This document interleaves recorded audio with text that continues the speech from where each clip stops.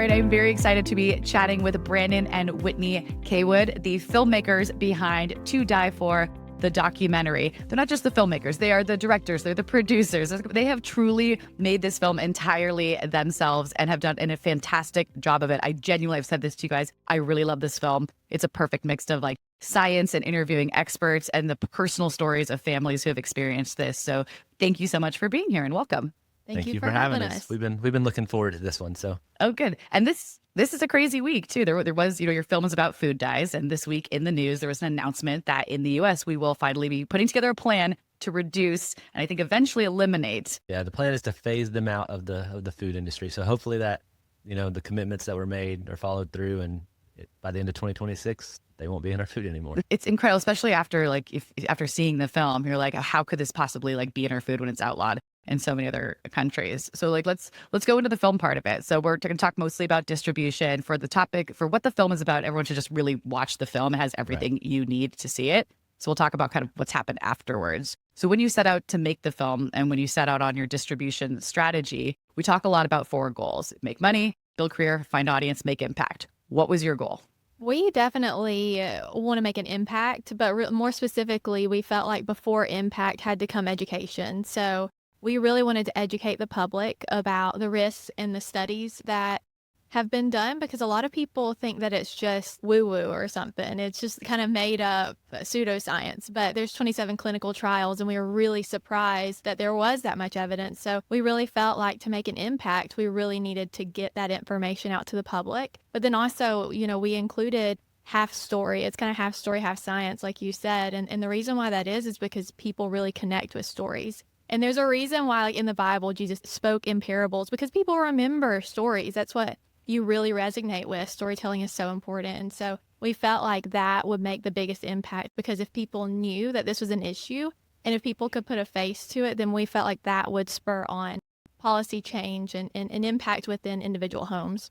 And if you watch the film, you'll see that our reason for making it was based off of our son's own reaction. And so we kind of felt like we had this golden ticket that we had figured out, what his issues were and what was happening with him, and coming to the conclusion, like, how many people out there could this be affecting and they don't know about it? And so, yeah, that's why our goal was we feel like God gives you gifts and talents for a reason. And my background is in photo and video. We had never done a film before, but we're like, I think God is calling us to make this film and help people understand what's going on. There were many good storytelling mechanisms in there. It was, yes, it's a personal story, but you'd be retelling a personal story. Other storytelling mechanism was, we went on the journey with you. You're first-time filmmakers, as you say in the film. You're setting up the interviews, you're packing up the equipment. It was a family endeavor. And just that story mechanism alone felt like I'm on the journey with you, discovering this information. It's really, really well done. So, okay, make impact, but first education. And that comes through very clear. I was very educated by the end of it. So we also talk about how important it is to focus on a specific audience initially. So when you started building your distribution plan, or even before, who did you want to see the film, or who did you think really needed to see the film first? Yeah, so we knew that it was really important to build an audience. And so I'm a former teacher, but I have since then have been in marketing. And so I kind of knew the importance of building an audience and the importance of honing in who your audience is. And so the people that oftentimes make the decisions in the home are moms. We just kind of do. And, we're usually the ones that are grocery shopping. So we knew that women and a young demographic was really going to be our demographics. And so that was really, I guess it was really proven by the fact that whenever we built our audience, that our demographics were that 98% female between the ages of, what were the ages? 24 and 50. To 44. Or 44, yeah. There we go. And so I kind of wanted to start educating people and honing in on our audience before we created the film. So I created a group on Facebook, and it's called Die Free Family. And we created the group, and within 2 years, we have over 800,000 people, almost 900,000 people in the group. Wow. And so that's really just a group. And it does say at the top, brought to you by To Die For the documentary. So it is kind of a small marketing piece. But one thing I did there, and it's twofold, one to help people, but also to build our email list. Before you enter the group, I have a question at the beginning, and it says, talks about our rules and how you're supposed to act, basically be nice, which is very difficult for a lot of people. True. But I also have in there, if you want to opt into our email list and get a free dies list, I have that as an option. And so we grew our email list to over 167,000 people before Wow. our film even came out. And so that has been a powerful tool, mostly for education and with like the political movement. But I also, before the film came out, kind of wanted, like, we paid for this from our savings and from crowdfunding, which most people do. But I wanted to kind of start generating like a small amount of income. And so I do like affiliate links and lists. Like for Christmas, I create Christmas lists. And so that has generated, close to $1,000 most months, Wow. as of lately. And so that has helped us a little bit. But then also just having that list to prep people for 2 years before our film came out, with the education and to getting to know us and to like truly serve our audience. We spent, really, I spent more time doing this than my actual job, like way more time. And so really helping people and getting people, building trust and educating them before our film came out, I felt like was really important. And I think that really helped us in terms of like whenever we launched, we had a crowd that was excited. And that was also what we did was we created a page for our film. And so we have an Instagram page and we have a Facebook page. And so our Facebook page is now up to 80,000, and Wow. we have almost 19,000 on Instagram, which isn't like massive numbers, but for an indie film, I feel like it's pretty decent. And It is. we just had a solid tribe. And by the end of it, before our film came out, we were sharing like 5 more days until our trailer came out, or 4 more days until our film comes out, and we were getting thousands and thousands and thousands of shares. We had people so excited. So we really tried very hard to build an audience for free without spending any money on marketing. And what our Facebook group has done, and the way that our Facebook group has been successful, like Facebook, typically, if you go to films pages and things like that, there's not a whole lot of interaction. And actually just about anybody, even some of the big influencers and stuff on like Instagram, if you go to their Facebook pages, they're not near. But for some reason, our Facebook page was very active. And I think what we did is we only talked about the film maybe 10% of the time. Yeah. But what we were doing was we were giving resources and Useful information and content. keeping people in the loop of what was going on, like politically and with synthetic dyes. And so, Well, and we gave everything away. I created tons of free resources. and that's Wow. what kind of kept people engaged. And so I feel like that was a really important piece. And so not just always cramming your film down their throat and giving them small bits of pieces to like breadcrumbs about what's happening, and doing countdowns and things like that were always fun. So Oh, I was watching it too. No, you're entirely right. I heard a producer say recently, like the best films do three things. They're going to like educate, inspire, and most importantly, entertain. And social media is very similar. Like we're going on social media to like check in with friends, to me shop, and buy, and get information and be entertained. And so if you're just telling people about your film, that's not creating curiosity. It's not creating entertainment. You guys also had incredible graphics. Like I remember your countdowns. There was a combination of something sweet and then some sort of like there was the ice cream with the handcuff against it. All the countdown was beautiful to look at. Did you guys do your graphics as well, or did you outsource those? We did everything. Oh my Yeah, God. so Every aspect of it. So as my day job, I'm a commercial photographer, and like I also do commercial video. So I do advertising, like photo and video. So that's what I do on a daily basis. So there's a couple little things, like I would do a little drip here and there, like something I might use like an AI prompt to give me like a little drip on the end of a bottle or something. But for the most part, it was all like real Yeah, photography. like all of our photos are real. Like they're all real. Like if our countdown, one of them was like chips. It was a 5, right? Like we had. No, it was we Dorito. made Oh, no, that was a 1. 5-day countdown with Fruit Loops. So like the number 5 with That was an actual photo?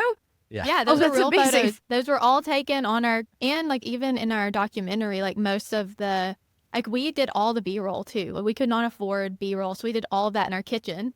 And so I recognize it. even the book shots, I would say like 40% of the B-roll at least is here. Oh, in our house. Yeah, a lot of the close-ups of food and stuff like that we shot at our house. So That's Brandon is very creative. Like he is so good at problem solving. So I knew we were going to be able to do that. But that really set us back because we thought we were going to be able to use like songs and some what is that? yeah, program? our initial plan was to use, like, I had a subscription to Artlist, and it's like I can use this in my film. And then once you start digging into it, like to use it you can use it with your normal subscription all day long for like things that people watch for What is free. Artlist? So, like, so What's artlist.io is it's a website. So it's like they have music and like B-roll footage and things like that that you can use for like what I do in my job. So when I do a video for a client, I can pull from there and use the music, and I have a subscription that allows me to use that for that purpose. But when it comes to like a film where somebody's going to different pay for the rights. final product, you have to upgrade to a certain level, a tier that I was like, I It think was like $10,000 a year Ooh. yeah, through the life of the film. yeah, my subscription is like 400 something a year, and then it jumped up. If you want to use it in a film, it jumped up to like 10,000 a year. And so I was like, we did this. This is a micro budget bootstrap film, so we were trying to be wise with every dollar that was donated to us. So I was like, if I can do it myself, even though it may take longer to finish the film, we're gonna do it. In total, ourselves. we spent about $60,000 on our documentary. 60 on the Yeah. entire film? I mean, On I know the I'm entire assuming thing. you didn't pay yourselves. No, No, Lord, no. So- we're still putting money out of our savings. So far, we haven't made any money because we'll get our Q1 numbers from our distributor, and We will though. We have Yeah. just in the first couple of weeks we tripled what we put into it. So Okay, great. I was like, we just haven't gotten the money yet. But Yeah. Got I mean, it. we've made things from like screenings and things like that, but we haven't made anything from our actual like. it hasn't come through yet. Yeah, it hasn't come Yeah. through yet. Well, Yeah. let's talk about that release strategy too. So, did you, when you were finishing the film, were you looking at film festivals? Did you try to go the traditional route with a sales agent, or was there a timeline that you wanted to meet? Well, we worked with Peter Broderick for a while, so we hired him about about halfway through making the film. We brought him in, and like I said, we had a small budget, so we would do little segments with him at a time. And he was great and gave us some incredible advice. And he really, if you work with him, he's great if you're really wanting to really push your film as far as you can and to make money. make as much money as you can, because he's got a good strategy of you do festivals and you do your education and things like that. And we were like on board with that, but what we could see happening was like dyes were slowly, I mean, our group was one part of it, but we were seeing dyes like become more of a issue. People are talking about it, things are happening. And we could feel like if we wait and do a whole year of festivals and education, our film may not be relevant. We would still be in that phase right now. Yeah, so we right. rushed That it. would be this year. And so things have happened in the past like 3 or 4 months that we feel like it was just God's timing. The whole time we were like, we didn't disagree with Peter, but we just had a feeling that we need to put this film out sooner rather than later. So we applied to a couple of festivals through Film Freeway, and we got accepted to one that was really fun, and it was close to where we live in Rome, the Rome Film Festival. And the other ones that we applied for, we didn't get accepted to, but we didn't push the film festival strategy as much. We wanted to get distribution right after it was done because we wanted it out to the public so we can begin helping people as soon as possible. And so we probably left a lot of money on the table realistically. But I can say with all the recent news, like our film came out in January, and the day after they banned Red 3 nationwide. So we were kind of spot on with our film needed to come out. We probably would have made more money the way that Peter suggested, but our gut said for public impact, we needed to go ahead and have it out. And we also knew, because I did a lot of research on like, how should we distribute this? Should we try to not necessarily self-distribute, but like Peter's idea of hybrid distribution? And we did follow that some. So Quite a bit, we did actually. go with the traditional distributor. We applied with like 5 different distributors, and they were all interested in the film.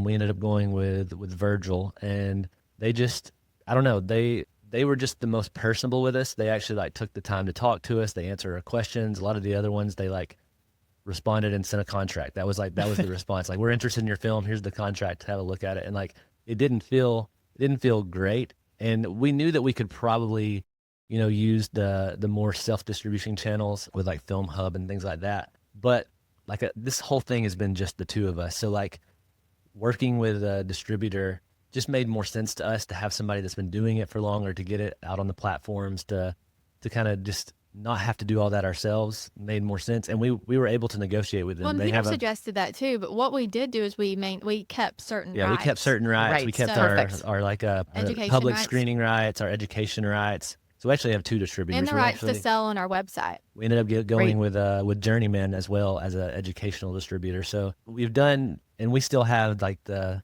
public screening rights and all that sort of stuff. So that's kind of how we did his suggestion. I mean, it makes sense. Again, like you said, you wanted to make impact. You wanted to focus on education. And so to do that, if your goal was revenue, maybe you would have gone with the other timeline.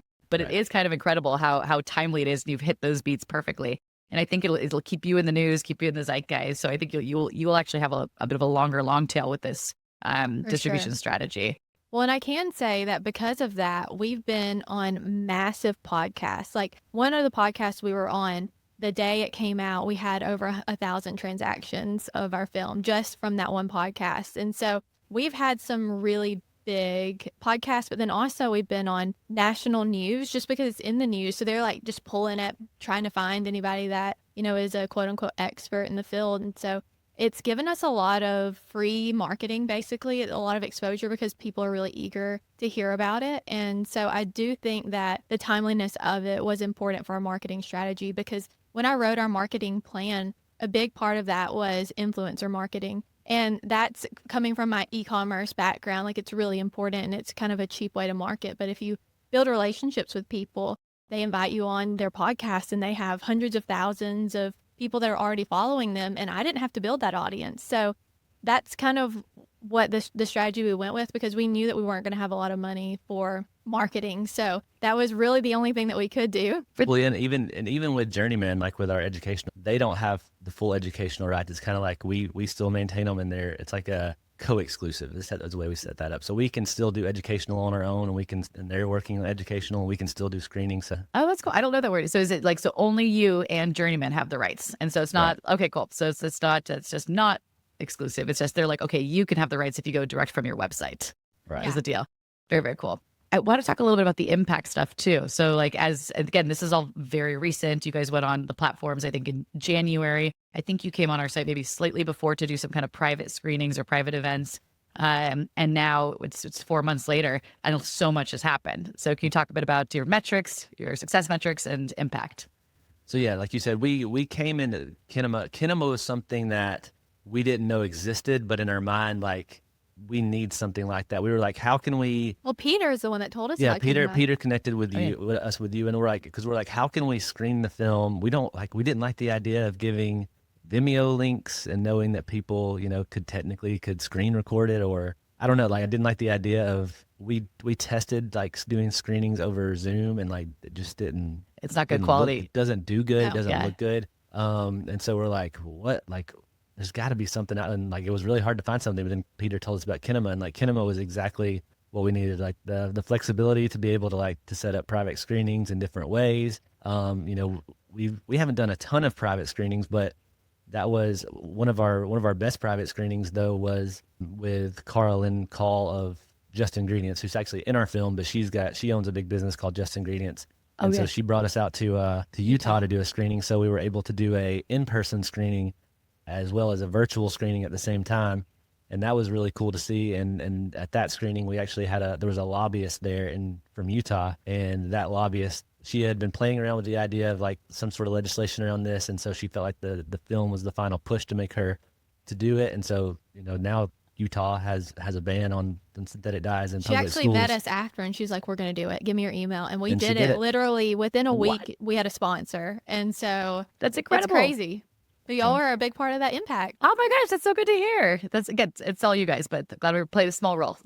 And it's a great way to like, because we feel like with our impact and with like the legislation and things that have been going on, being able to give a link to a legislator to watch the film or an An influencer. influencer or somebody just like to help kind of move, like it's just the perfect way because like sending the Vimeo link before knowing about Kinema, that was really all I thought that I could do is like Vimeo or like a Zoom, and so it's like the perfect tool. So we're really happy with Kinema. I think we're going to continue we're still using it, and we have plans. We're trying to our next phase is how can we get this film in front of people that are outside of our bubble, the people who really need to see the film who probably aren't going to pay for it. Like how can we work on like community screenings and things like that? And I think the Kinema will be a big part of that tool. So Well, yeah. And for so that. to go back to your question, like we kind of started off and Peter suggested doing screenings or focus group, feedback groups or whatever. Right. I can't remember the way he called it, but you show your film to someone and they give you feedback, and we created,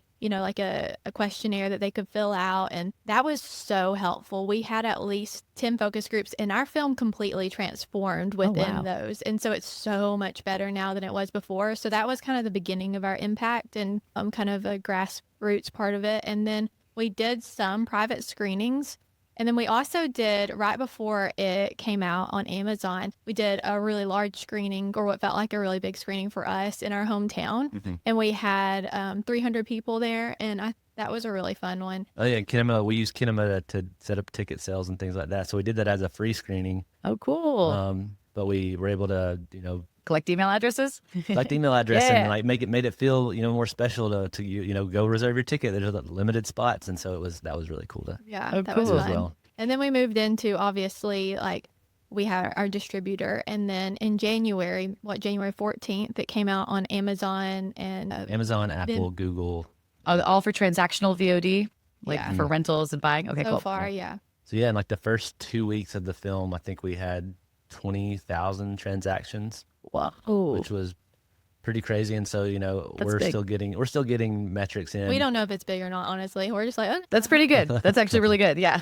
Especially like you guys are doing everything. You're leading marketing, you're leading distribution, you produce the film. It's really impressive. So it's been exciting. It's interesting because it's a lot of work and a lot of build up for like this one final release. And so that's been the weirdest thing for us has been to see like this big boom at the beginning. And then I guess, you look at any film, even major films, they have this big release and then it just kind of trickles out. So it's kind of like, man, that was a lot of work for yeah. this 1 to 2 month period. But, what's next? So we're still, I'm sure we'll be talking to our distributors soon about like, what's the next phase? Eventually, it'll shift over to AVOD, and hopefully that will increase, views and awareness about the film. So we're just going along for the ride. We're kind of learning this as we go. I mean, I think it's also coming up with different campaign ideas. Like when we get off this, I want to talk to you. Like we have some ideas for you too of like, okay, how could you're already writing what's happening in the news cycle, but there's other tools you can use to give an extra boost or an extra lift or a new angle on it to keep it going. And then exactly what you're saying, going to the next phase of distribution.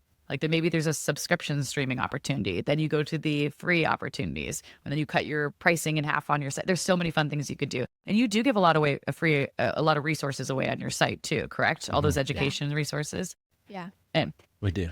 so then, what's like? I guess what is next? Do you guys think you're going to stay in the documentary film space, making a sequel? Are you going to stay in this issue area? I don't know. I mean, I do feel like we do have a good skill set to continue it, but a part of me wants to homeschool and have chickens and like just do nothing. I'm so tired.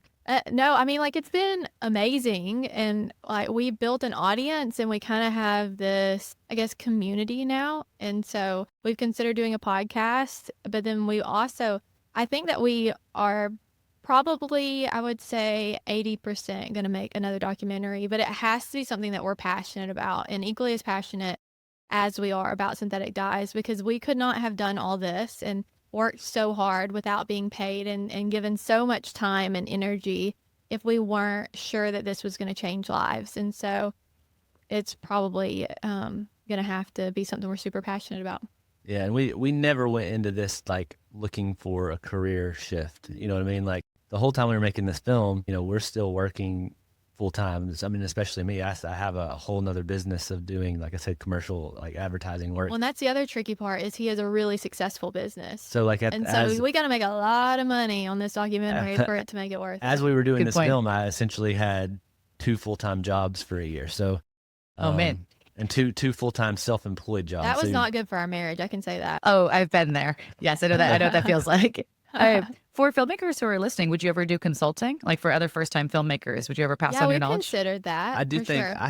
I think that we Especially the building the audience part. I feel like no one's built an audience the way that we have, and I think we could really help I with think that. we still have some time for like the film and what's going on to flesh out. But I think, I think we might have some sort of like masterclass style Yeah. project. That's a potential thing. Like, I mean, I'm sure people have done it similar to how we've done it, but it was really hard for us to find resources on really like 2 people making a film by themselves. Like I don't think that's super typical, and it's probably not super encouraged. Like I know filmmaking is normally very collaborative and like working with the crew, but I don't know. I've always been very like run and gun. Even in my job, like I keep my crew as small as possible. If it can be me and an assistant at a photo shoot, so it's just us and the client, and like when we can get the job done, I typically prefer that. And I think that's one reason why we were able to create the documentary so quickly is because we made decisions immediately. We didn't, sit down and have a meeting and run it by everybody and just like talk it out. We had a conversation, and in 5 minutes we made a decision. And like we both operate in that way, and so I think that helped us a lot. But yeah, we'll see. That makes sense. Now we have all these processes in place. And when we were talking before, there is one thing that I will suggest to filmmakers with low budgets, and music cost is extremely expensive, especially if you're licensing music that already exists from people. So what we did, I do have a music background too. So in my teens and He early does 20s, everything. Yeah. Come on. I was in a band. So and annoying. I was in a band. So I mean, I've never like been a big producer of music and like building out songs, but I know my way around, songs and instruments. He's and things very like that. gifted musically. He So really is. some of the songs in the film I composed from scratch with, just different things. But then I also it's a subscription-based thing. It's called Splice. And it's basically you can, and then, I mean, even big people like Justin Bieber use Splice, but it's basically like you can take pieces and loops and little sound and one hits and things like that, and you can build songs with it. And you can't technically copy, or you can't own the music, but you can use the music, and you can also like register the music. So like the songs that I built for the film, technically somebody could use those same pieces and make a song. I could never sue them for copyright, but I was able to register those songs through BMI. So that's another stream of revenue. We will get royalties from the music that we made on the film, like, streaming royalties and like stuff like that. So you have to have some musical understanding and knowledge to use Splice, but it's a great tool if you're limited in your budget. And it's smart because it's another revenue stream. That's actually the second filmmaker I talked to recently. She made a short film and she made more money off of licensing the music in the film than she did off the film. Wow. I hope that happens maybe not more, but I hope we make some. Well, is there anything else you want to share in terms of like impact, distribution, strategy, and then how can people engage? Well, I guess the biggest thing that we're hoping, aside from just educating, like we feel like our film and our story can be like a source of inspiration. Like we're literally just a mom and a dad and a husband and a wife team that like feel like there was something that, a story that needed to be told or information that needed to be out there. And we just set our minds to it. And we have actually seen our film make impact. So, since our film came out, like when you said, we had legislators from different states like reach out to us, ask us for, a couple times it was asking us to come and testify at hearings for bills that they were sponsoring.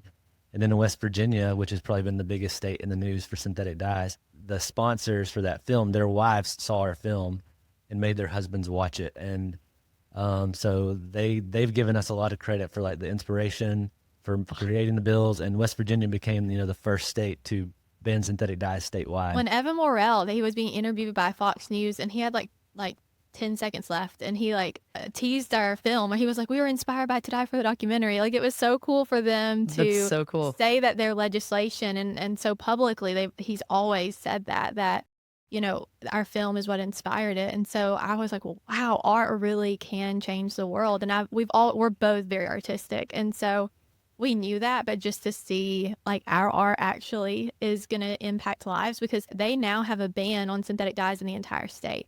And so there are probably hundreds of thousands of children that react similar to our son that are no longer going to have those synthetic dye reactions because of our film. And like, if you sit down and really register that, like, that's incredible. Well, and then we were at the HHS meeting on Tuesday. Yesterday. And Tuesday was yesterday, isn't it? No, Today's Thursday. This week is when I'm bar. So we were at the HHS meeting yesterday, and Secretary Kennedy even said, he's like, the reason that we were able to, because they just announced that they're committing to their plan. They have a plan to phase synthetic dyes out nationwide. And he said, the states that have passed these laws are what kind of gave us the ability to make this happen and move this forward. And of the state that like we've been a part of, all of them except one. All the states that have legislation right now, except for Arizona, we have participated in that legislation. So that's been really cool to see. So it's incredibly cool to see. It's one of those things coming from an education background, an e-commerce background with you, Whitney, video and music with you, Brandon, and then you didn't expect to be legislating possibly or working on this topic, and it's like all of your passes led to this incredible experience that truly has had massive impact. So just huge congratulations. I'll tell you the truth, like in our film, our call to action, we were encouraging people to reach out to legislators, but that we were new to that too. That's just like the advice we were giving. And so to actually to do it and see it work. And people actually did it. Yeah. So it was really cool. Yeah, there were good calls to action at the end. Part of it was like education. Like also Yeah. just like learn. And I think you had some good kind of caveats at the beginning of the film too, where like every kid is different. Everyone's gonna have different reactions. Yeah. It's doing what's right for your family. But let's start Right. with education. And the personal stories Exactly. did a good job of that. Thank you. So cool. Okay. So where can we find you online? What's the website? How do people get in contact with you if they want to? So we're at todieforthedocumentary.com. And if you're interested in learning how to eliminate dyes, you can go to todieforthedocumentary.com/resources. And even if you're a filmmaker, we've had a lot of compliments about how we've created our website, because we actually have quite a bit of traffic generated to it because we have so many free resources. At the top, you have like letters that you can send to legislators, and then we have a blog to help you eliminate dyes, and then we have a place where you can book a screening or book a speaking fee, which we've actually now been paid to speak. That was cool. So that's cool. So I have all of that in one place. And then also, well, you probably wouldn't want to subscribe to our website, but you can if you want to. Well, and you can also go to todieforthedocumentary.com/watch, and that has a link to all the platforms that you can watch the film on as well. Cool. And our websites, our emails are at the bottom of or on our website. It's weird because Whitney, we set up her email to Whitney at todiefordocumentary.com instead of the documentary, and mine is at the documentary, so it gets a little confusing. So if you go to Don't the do that. Good advice. Don't do that. If you go to the website, yeah, you can. We both have ours there, and if you want to email us, you can. So Good news is, well, we'll find you. And then I'm sure if people who are interested in really joining that community who've experienced this, they also have the Facebook group to join. Exactly. Cool. Well, thank you so much for being generous with your time. Thank you again for making this film, and congrats on all the success and impact that you've had. Thank you. Thank you. And that's our episode. Thank you to our special guest, our producer and editor, Ron Pissarro, and you, the filmmakers, creators, marketers, and distributors that are dedicated to connecting audiences with great films.